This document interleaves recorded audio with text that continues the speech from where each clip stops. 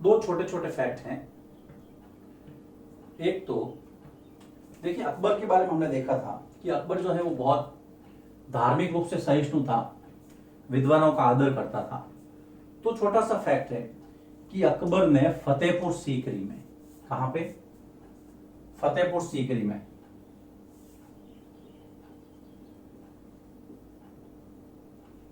ये फतेहपुर सीकरी का आया हुआ है, फतेहपुर सीकरी आगरा उत्तर प्रदेश है ना।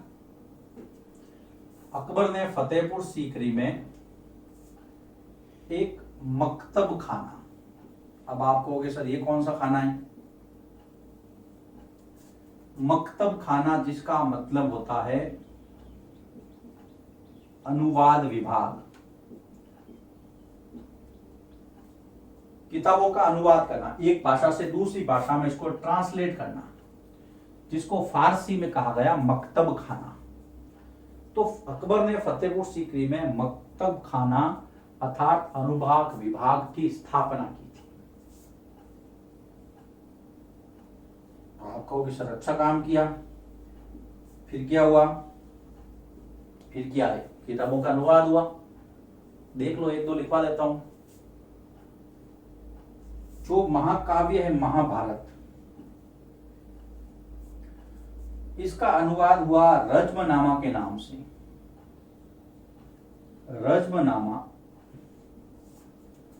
रज्मनामा के नाम से फारसी भाषा में अनुवाद किया गया। आप ये बात ध्यान रखना कि मुगलों की जो प्रशासन की जो भाषा थी, अनुवाद हुआ, कहते हैं इसको अब्दुल कादिर बदायूं ने किया था, लेकिन ठीक है, अब उसका इतना नाम आपके कोर्स में नहीं है, इतना वाइड नहीं जाएंगे हम। महाभारत का जो ट्रांसलेशन हुआ वो रज्मनामा से हुआ, और भी बहुत सारे हुए थे, रामायण, योग या योगावशिष्ट,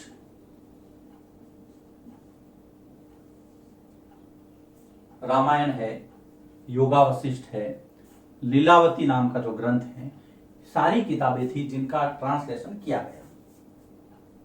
लीलावती जैसी पुस्तकों का अनुवाद हुआ। तो छोटा टॉपिक था, ये सारी संस्कृत में थी, तो संस्कृत से फारसी में हुआ। ठीक है बेटा। अब ये टॉपिक किसका था? ये टॉपिक था अनुवाद विभाग का, जिसको हमने कहा है मकतब खाना। किसने स्थापित किया था? अकबर ने। कहां पे किया था? फतेहपुर सीकरी में, आगरा के अंदर, ठीक है, उत्तर प्रदेश में। महाभारत किस नाम से हुआ? रज्मनामा के नाम से। और भी बहुत सारी किताबें थी, रामायण थी, योगावशिष्ट, लीलावती, ये नाम दिए हैं। अब हम एक चित्र की तरफ जाते हैं। ये चित्र आपके सामने डिस्प्ले हो रहा है यहाँ बोर्ड पर, जिसके अंदर दो छोटे छोटे चित्र हैं। ये जहांगीर के समय का चित्रांकन इतिहासकारों ने प्राप्त किया है। तो जहांगीर के समय के चित्र जो दो आपको नजर आ रहे हैं, जिसमें देखो पहला, यहां पे लिखता हूं मैं पहला, ये जो पहला चित्र है वो जहांगीर के समय के भ्रष्टाचार को बताता है। भ्रष्ट अफसर रिश्वत लेते हुए, आप सोचते हो अभी लेते हैं, पहले भी लेते थे। भ्रष्ट अफसर क्या लेते हुए?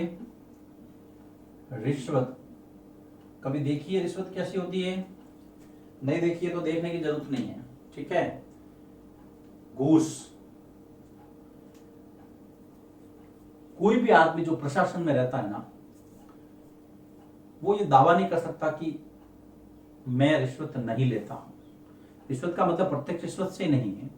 कभी कभार हमसे ऐसी गलतियां हो जाती है, हम नहीं चाहते, लेकिन फिर भी ऐसी चीज हमारे पास आ जाती है जो हमारे नॉलेज में भी नहीं होती। इस संबंध में कौटिल्य, जिसको आप चाणक्य भी कहते हैं, बहुत खूबसूरत, बहुत अच्छी बात कहता है कि जिस प्रकार एक मछली समुद्र में रहते हुए कितना पानी कब पी जाती है उसको स्वयं को पता नहीं चलता, और अगर आपकी जीभ पर शहद रख दिया जाए और आपसे पूछे कि इसका स्वाद कैसा है, तो आप कहोगे मुझे तो इसका स्वाद मालूम ही नहीं।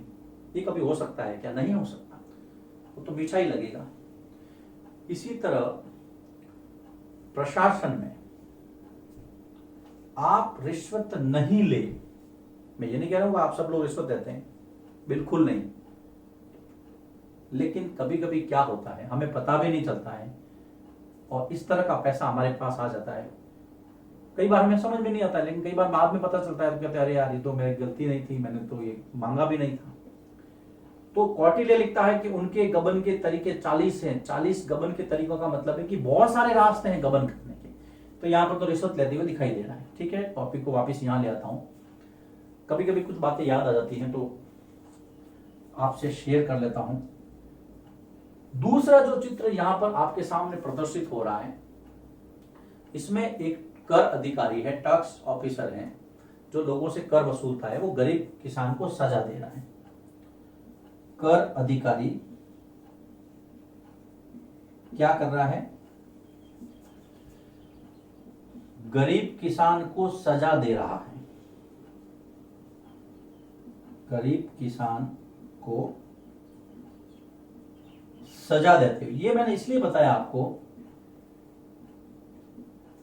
एक आपकी किताब में नूरजहां के सिक्कों वाला भी है, वो मैंने नूरजहां के समय बता दिया था उसका, लेकिन ये मैंने इसलिए बताया कि एक बार एग्जाम में पूछ लिया था, ये चित्र दे दिया, बताओ ये चित्रों में क्या है। तो जहांगीर के समय के चित्र जो डिस्प्ले हुए उससे आप समझ लेना कि इसमें ये बताया गया है। उसमें भ्रष्ट व्यवस्था को बताया गया है और जो कर अधिकारी है वो किसानों के साथ कितना देखो बदसलूकी करते हैं, इसको बताया गया है। दोनों चित्रों का ये मतलब है। अब छोटे छोटे टॉपिक यहां पे समाप्त होते हैं। अब हम इस पार्ट के कंक्लूजन पे चलते हैं। आने वाले समय की दस्तक को सुनते हैं कि मुगल साम्राज्य के बाद में क्या होने वाला है, और ये भी देखते हैं कि मुगल साम्राज्य के दौरान क्या किन किन परिस्थितियों से साम्राज्य गुजरा। महज 5 या 6 लाइनों में हम इसको कंक्लूड करेंगे, उसको सारांश में ले आएंगे। इसको आप लिखिए, फिर मैं उसको 17वीं सदी के बाद में मुगल साम्राज्य के साथ क्या हुआ। देखो बेटा, ये इतिहास का दस्तूर है, इतिहास का रिवाज है कि सभ्यताएं उठती हैं फिर गिरती हैं, वंश पनपते हैं, उनका पतन होता है। मुगल साम्राज्य के साथ भी यही हुआ। जिसकी स्थापना बाबर ने की थी उसका पतन धीरे धीरे 17वीं शताब्दी के बाद में औरंगजेब की मृत्यु के बाद 1700 ईस्वी में औरंगजेब की 1707 में औरंगजेब की मृत्यु हो गई थी, और उसके बाद में यह साम्राज्य धीरे धीरे लड़खड़ाता गया। तो कुछ छोटे छोटे बिंदु दिए हुए हैं, हम उस पर चर्चा करेंगे कि 17वीं सदी के बाद में मुगल साम्राज्य, ये जो टॉपिक है, लेकिन उसकी पृष्ठभूमि में जाते हैं 1-2 बिंदु कि शाहजहां तक आते आते, शाहजहां का जो कार्यकाल था उसकी बात हो रही है। शाहजहां तक आते आते 2 बार लिख दिया मैंने। क्या हुआ था कि मुगल साम्राज्य के अंदर एक तो फिजूल खर्ची बहुत बढ़ गई थी। एक तो फिजूल खर्ची बढ़ी थी, फिजूल खर्च बढ़ गया, और साथ में क्या हुआ था, साथ ही दरबार में गुटबाजी बढ़ने लगी। दरबार में गुटबाजी, ये इस गुट का, ये उस गुट का, आज भी होती है राजनीति में। अकबर, जहांगीर और शाहजहां तक इन्होंने कंट्रोल रखा, लेकिन शाहजहां के बाद में या उसके बाद में जो है गुटबाजी, औरंगजेब में तो फिर हद ही हो गई थी कि जब उत्तराधिकार का युद्ध हुआ था सब लोग अपने अपने पक्ष को जिताने में लग गए थे। लेकिन औरंगजेब ने फिर भी संभाला। औरंगजेब ने तो अपने साम्राज्य को इतना विस्तृत भी किया था, छोड़ो ठीक है। तो फिजूल खर्च और गुटबाजी, ये 2 आपको शब्द यहां पर याद रखने हैं। कभी पूछ ले कि भाई 17वीं सदी के तक आते आते मुगल साम्राज्य का हाल बताइए।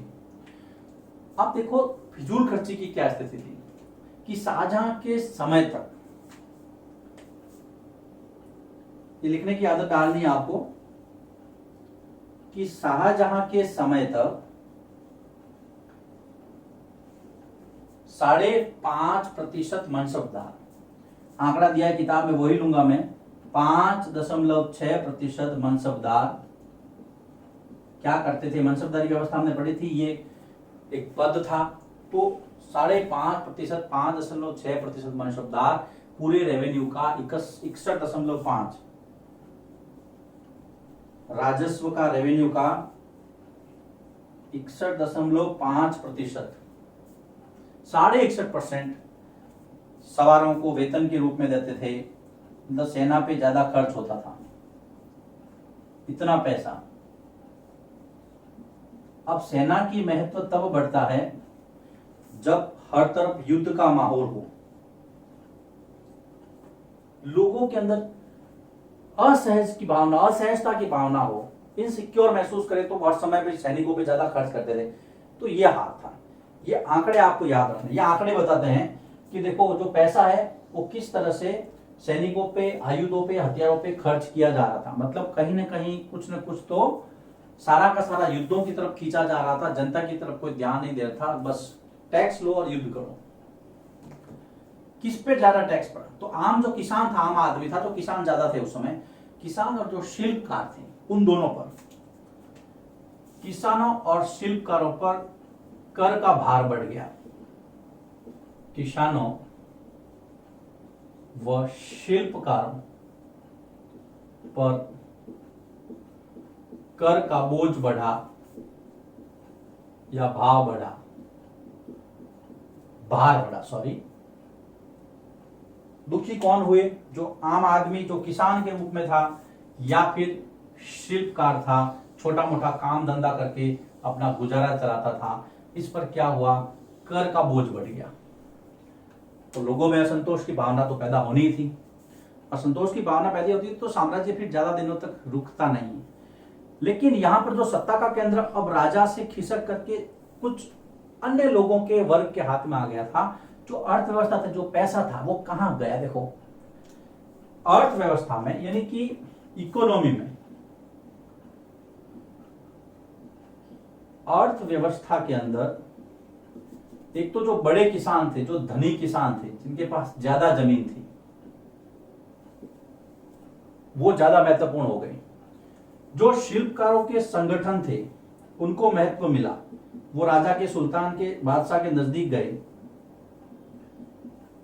फिर उसके बाद में जो महाजन थे, पैसे वाले लोग,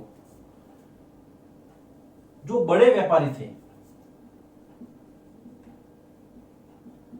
व्यापारियों का प्रभुत्व बढ़ा। अब राजा भी उनकी ओर देखने लगा। क्यों देखने लगा? राजा तो खुद दुर्बल हो गया था। औरंगजेब की मृत्यु के बाद में मुगल साम्राज्य को कमजोर उत्तराधिकार मिला था। कोई ऐसा नहीं था जो इतने बड़े साम्राज्य को अच्छे तरीके से संभाल सके। औरंगजेब के बाद मुगलों का कमजोर उत्तराधिकार। इस बात को आप दिमाग के अंदर रखें कि औरंगजेब के बाद कमजोर उत्तराधिकार किसका? मुगल साम्राज्य का।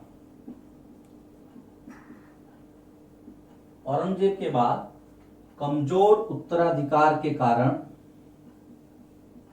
दरबार में अमीरों का प्रभुत्व, जो अमीर लोग थे, उमरा लोग थे, जो दरबारी थे, अमीरों का प्रभुत्व बढ़ा। राजा तो हो गया गौण, और ये लोग राजा को अपनी कठपुतली बनाने लगे। और आगे हम देखेंगे किस तरह से एक के बाद एक राजा की हत्या होती जाती है। मुगल साम्राज्य फिर संभल नहीं पाता है। अब इतना जब होता है तो कुछ ऐसे राजा थे जो बहुत शक्तिशाली थे, उन्होंने खुद को स्वतंत्र घोषित किया। और मुगल सम्राट जो है वो देखते रह गया, भाई अब क्या करूं, कुछ नहीं, कोई बात नहीं, तुम्हारी इच्छा हो वो करूं। तो उसमें हैदराबाद, अवध और बंगाल जैसे, हैदराबाद, अवध तथा बंगाल जैसे स्वतंत्र राज्यों का उदय हुआ। ये 17वीं सदी के बाद की बात है। औरंगजेब की मृत्यु के बाद मुगल साम्राज्य के साथ क्या हुआ, ये कुछ बिंदु थे। तो यहां पर देखिए, सबसे पहले फिजूल खर्ची और गुटबाजी, जो रेवेन्यू था वो ज्यादातर देखिए सैनिकों को दिया जाता था, मतलब लोग असुरक्षित महसूस करते थे, युद्धों की सारे दिन बनी रहती थी, शिल्पकार किसानों पे करों का बोझ बढ़ गया था, अर्थव्यवस्था कुछ अन्य लोगों के हाथ में गई थी, जैसे धनी किसान हैं, शिल्पकार हैं, महाजन है, व्यापारी है, इनका प्रभुत्व बढ़ गया था। उसके बाद में औरंगजेब के बाद का जो कमजोर उत्तराधिकार था, उसकी वजह से दरबार के अंदर अमीरों का प्रभुत्व बढ़ा। इसकी वजह से हैदराबाद, अवध और बंगाल जैसे बड़े बड़े स्वतंत्र राज्यों का उदय हुआ। यह था 17वीं शताब्दी के बाद मुगल साम्राज्य की एक झांकी 5-6 बिंदुओं में। अब यहां पर हम इस चैप्टर को विराम देते हैं। अब बारी आती है सबसे महत्वपूर्ण, जिसको लेकर के बच्चे ज्यादा चिंतित रहते हैं, वो है बेटा अभ्यास के प्रश्न। बिल्कुल सही बात कह रहा हूं मैं। एक तो जो प्रश्न पत्र बनता है वो इसमें से ज्यादा बनता है। अभ्यास के प्रश्न मतलब जो किताब के पीछे क्वेश्चन दिए होते हैं, लेकिन जब आप चैप्टर के सारे नोट्स बना लेंगे, जिसके 7 या 8 वीडियो जितने भी बने हैं सब आप इसके नोट्स बना लेंगे, तब आपको अभ्यास के प्रश्न करने में कोई प्रॉब्लम नहीं होगी। दूसरी बात, जैसे जब मैं नोट्स बनाता हूं वैसे आप भी अपने शब्दों में कुछ लिखने का प्रयास कीजिए। किताब की भाषा तो ठीक है, अपना जो मौलिक जवाब है वो लिखने की कोशिश कीजिए। ये सब मैं लिखने का मतलब यही है कि आप इस तरह से पॉइंट वाइज आंसर दें। फिर भी यदि आपको प्रॉब्लम होती है तो मेरा व्हाट्सएप और टेलीग्राम नंबर हर वीडियो के साथ चलता रहता है, उस पर आप संपर्क कर सकते हैं। उम्मीद करता हूं मुगल साम्राज्य का चैप्टर आपको पसंद आया होगा। अब मुलाकात होगी इतिहास के एक नए चैप्टर के साथ।